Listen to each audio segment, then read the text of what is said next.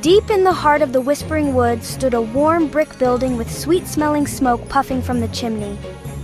It belonged to Max, a big, fluffy bear with a soft voice and an even softer heart. But Max wasn't just any bear.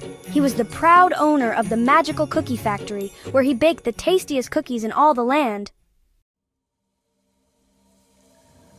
One sunny morning, Max was bustling about preparing a new batch of cookies when he heard a ding-ding at the factory gates. It was his best friend, Tommy the cat, a mischievous tabby with a love for chocolate chips, and Iron, a small robot who buzzed and beeped with excitement. We're here to see the cookie magic. Then come on in, but be warned, you might leave with full bellies and crumb-covered whiskers.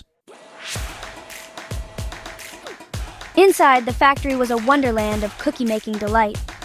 Conveyor belts hummed, cookie dough mixers swirled. Whoa, look at that dough, it's as soft as a cloud. That's my special secret. I sing to the dough while I mix it.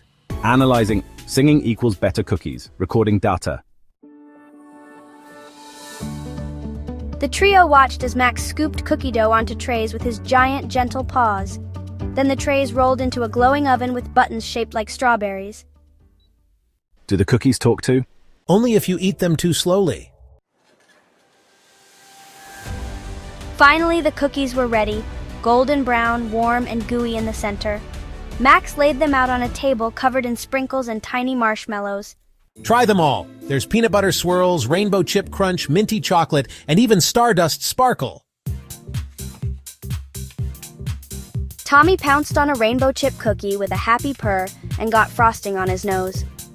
Iron nibbled a stardust sparkle cookie and made a happy buzzing sound, then promptly printed out a tiny receipt that said, "Delightful."